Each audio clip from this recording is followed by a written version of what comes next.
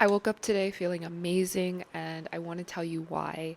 So, I recently got my blood work done because I just felt called to go and get a checkup and know about what's going on with me because it's been a couple years since I've had any blood work. I am 27 years old and I don't even know my blood type. I'm sure I was told in the past, but it didn't hold as much significance as it does for me now. So I'm on this quest of knowing everything there is to know inside and out, and then also utilizing the results to curate a personalized nutrition and supplemental and herbal plan for myself. As some of you might know, I am a clinical nutritionist in training. I am currently finishing up my master's degree in clinical nutrition. So, looking at blood work is something that I've gotten quite used to. And so I figured, why not look at my own? And so the results were really shocking for me because I'm someone who has been majority plant based for most of my life. I am a very intuitive eater, so I know how to listen to my body and give it what it needs. I travel a lot, so I spend a lot of time in the sun, near the ocean, out in nature, whether I'm in the States or abroad. I always find a way to get outside and get some vitamin D. I'm also someone who loves fruits. There will be moments where I go on and completely fruit only fast, which has been amazing for my mental clarity and for my energy levels. However, despite all of that, despite living a rather healthy lifestyle, there are still some things that I was lacking. And so in this video, I want to talk about some key vitamins and minerals that we need to be looking at to make sure that we're getting enough of so that we can thrive. Because the first thing that we always want to look at when we're on our healing journey or when we're on a journey of self-improvement is the body, the vessel. Without this, without our health, there is no wealth. There is nothing else beyond this. So we must start with the vessel and making sure that the vessel is operating at full capacity. So this is looking at our hormones. This is looking at our vitamins and minerals. This is looking at whether or not we're getting enough protein as well. And so I'm going to break all of this down and I'm going to kind of walk you through the journey of what I did and how I discovered my deficiencies. So it started with me finding a local laboratory here in Colombia, which I was really successful with because there are so many. I ended up going with the one that could offer me the most. So not only did I get a blood test, I got a fecal matter sample to go into my gut microbiome and my gut health. I got a urine sample to also test for any unnecessary proteins or any kidney issues that may have gone undetected in the blood work sample. So let's start with going through all of the things that you're going to get when you do a full blood work panel. One of the things that they'll tell you is your blood type. So that's something that you can ask for when you are going to get a blood test. And the next thing that we have is the TSH. So, TSH is going to test your hormones, whether or not those are in normal levels or not. Mine were pretty normal. So, that doesn't indicate to me that there are any major hormonal imbalances. Mind you, there are some things that, if thrown off, will require us to add some additional hormonal support. But in my case, I am still going to pay very close attention to my hormones, especially during certain times of the month, because I want to make sure that I'm maintaining balance. Otherwise, it can throw a lot of other systems off. If you're someone who is struggling with hormonal imbalance, then you want to look deeper into your levels of estrogen, progesterone, and testosterone to see where the imbalance is exactly and eliminate or add supplementation to help bring that into balance. So then we did a urinalysis. So they analyzed my urine and they found that my pH was well within range. I didn't have any glucose. I did have some levels of protein in my urine, but that was only because I did a fasting test. So I had fasted maybe about 12 to 15 hours before I even got my test. So this is quite normal, especially because my body's going through phase one of detoxification, it's going to release some of those fat soluble proteins and toxins that might have been sitting in my system for longer than I expected. For everything else, it was quite negative, so no issues there. For my fecal matter sample, My pH was good. I didn't have um, any any additional things that shouldn't be in there, and most importantly, no intestinal parasites. So this was really huge for me because I had been traveling, so I wanted to make sure that that was good there, and everything looks good. So no parasites.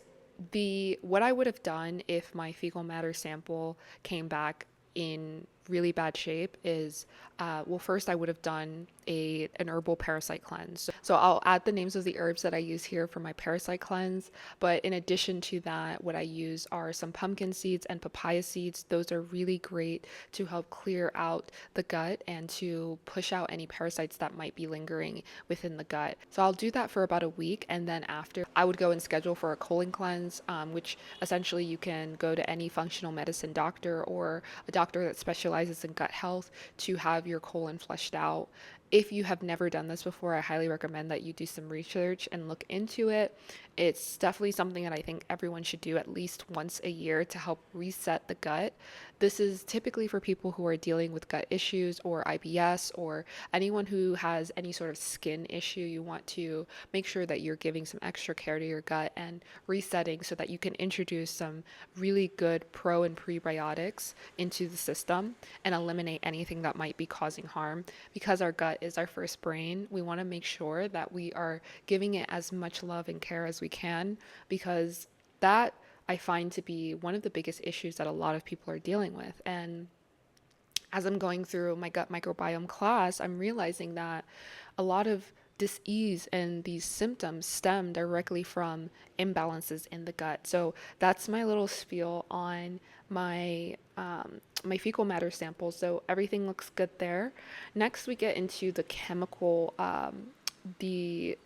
makeup of my blood. So we looked at the HDL, we looked at the LDL, we looked at triglycerides and glucose, creatine, magnesium. That's it for that section. So let's look at those numbers. Everything here was pretty good. I would say the only concerning factor was my glucose being a little low, but again, I was fasting, so this isn't too concerning. It just shows that my glucose functions are operating properly, meaning that my body uses glucose as it should. So I'm someone who needs to consume more glucose than the average person. And when I can consume glucose, I'm talking about fruits. I'm talking about things that contain natural glucose and carbohydrates so that my body can use it as energy. We checked my sodium levels, my potassium, my iron levels, vitamin B12, vitamin D, and that's and vitamin D. This is the panel that I was most concerned about because I know how many people are so deficient in these essential vitamins and minerals that I wanted to kind of get a clear picture of where I was. So my sodium levels were pretty low, but again, that has to do with my fasting. So it was just below the minimum markers. And this is a note that I want to make about the standard numbers that they're using when you go and get your blood tests. This is why it's so important to know thyself. This is why it's so important to start keeping track of these sort of things, because these numbers that we see sometimes are not taking into consideration who we are as people. What do I mean by this? We have so many ethnic backgrounds and people of different colors and races that these numbers may not be as inclusive as they could be. We especially know this for the United States, where a lot of people go to the doctor and they receive these numbers, but these numbers are largely based on the Caucasian population and typically individuals that are older and much later in life. So you want to take this with a grain of salt. You also want to understand what is the norm for you, which is why I think the sooner you start taking these tests and keeping records for yourself, the sooner you begin to know that your levels may be lower than the average, or that your levels are naturally higher than the average just because of who you are. And going to specific holistic physicians and functional medicine doctors, they will be able to indicate this to you and let you know that based on your specific race, based on where you come from, based on your family history, you're typically going to have a higher level of protein or a higher level of sodium. This is just the way it is. So definitely keep all of that in mind. Sodium levels were slightly low, again, because I was fasting. So that's another factor to keep in mind. Potassium was within range, but definitely could do some better work there. So my solution for that is to drink more coconut water. So my iron levels were dangerously low. And I know this to be a fact because I've always struggled with iron my entire life. My mother was anemic, my grandmother was anemic, I was anemic.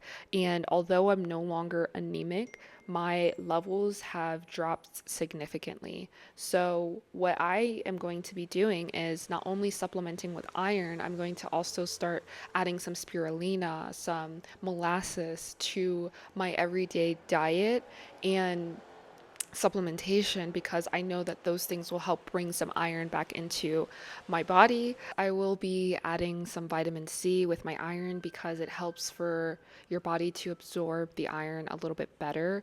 What I find is that I'm someone who loves my matcha, but because of the properties that matcha has, it's best to consume it after I've taken my iron supplementation. So that's something that I've learned throughout this journey and this process that I will be sharing with as many people as possible because it's so important to know how these things work. Moving on to my vitamin B12 and my vitamin D levels.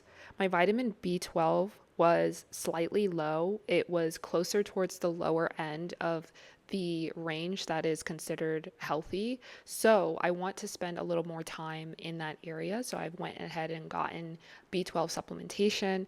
I used to take B12 shots, but that was back when I was in the States and no longer have access to that anymore. So I decided to go for a supplemental option.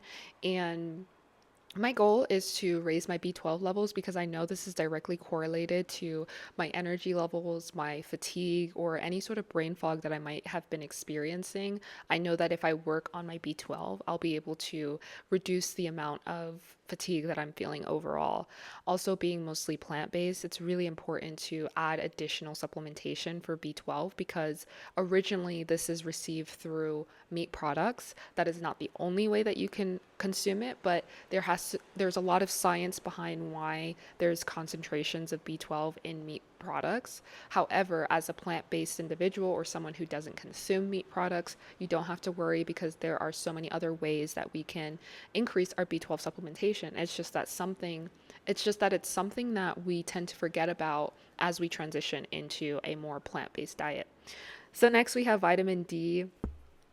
My vitamin D levels were extremely low.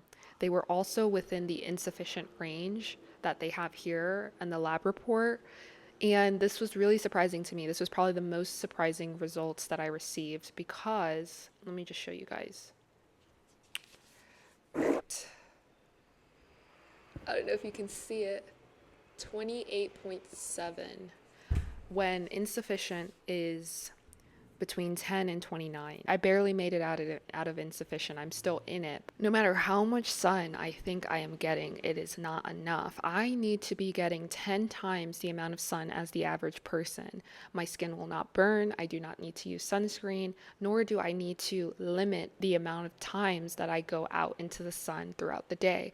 I should be outside from 10 to 2 getting as much sun as possible to help me achieve these numbers here. Like I said, I'm someone who spends a lot of time outside and in the sun. I just came back from one of the most beautiful tropical coastal towns in the world, and I spent a majority of my day just soaking up the sun, and it still is not enough. So what am I going to do here? I added some vitamin D3 K2 supplementation to my overall daily regimen, but I'm also going to be spending even more time in the sun because although I may spend, 2 or 3 days, now it's a part of my daily routine. Now, when I go outside, I'm doing it with the intentions of soaking up the sun. I'm exposing my arms, my legs, my face, everything, so that I can absorb it in all parts of my body. And for anyone who's watching this, if you are someone who is highly melanated, your DNA, your skin was designed to spend long hours in the sun. It's an adaptation. So, therefore, Because of this, we need more vitamin D than the average person. And when you're stuck in at home all day or when you're stuck in the office all day, this can cause so many diseases, especially disease having to do with the blood. So this goes into your detoxification processes. This goes into your reproductive health. This goes into your mental health. If you're not getting enough vitamin D from the natural source or supplementation, it can throw all the other systems off. So this is why I found this to be the most important number and the most surprising result from my blood work. And then just going into the rest of the report, it just has a lot more to do with the content of my or the levels of my blood count. So I'll save that for another video. However, yes, I just really wanted to hone in on how important all of these things are. As I mentioned, I'm someone who feels as though I'm quite healthy. So if you're someone who's dealing with any sort of ailment, anything minor, major, whatever it is, definitely make sure you go and you get your blood work done. Let me tell you what I did with all of this. So now that I know what the facts are, now that I know what I'm actually dealing with, I created a full supplemental plan for myself. So I created a platform that will tell me what my daily supplementation should be, my herbal supplementation, as well as my meal plans for the week, for the month, based on my blood work and my goals that I want to achieve nutritionally, mentally, physically, and emotionally. I was able to curate a supplemental list that was made just for me. I was also able to curate a beautiful meal plan based on my blood type and also my preferences in diet. So, with that being said, I will share the link to that down below if you're interested. All you have to do is either enter your results for your lab work if you feel comfortable doing that. There are no storing or selling of information here. It's simply to help you better understand where you are and how you can improve your mind, body, and spirit. And then from there, it will create a meal plan for you. If you don't want to enter your lab results or you simply do not have them, just enter whatever information you feel called to enter, and it will generate a supplement, herbal, and meal plan for you based on your goals. And not only will it do that, it will help educate you on why these minerals and herbs are important for your well being. You won't be taking anything that isn't going to be conducive to your well being. So I want you to keep that in mind. And if you have any questions, as always, feel free to comment down below. We are all on this journey together, and I'm so excited that I got to do this test, share the results with you all, and in addition to that, sharing my progress with you all here on my channel. Thank you so much.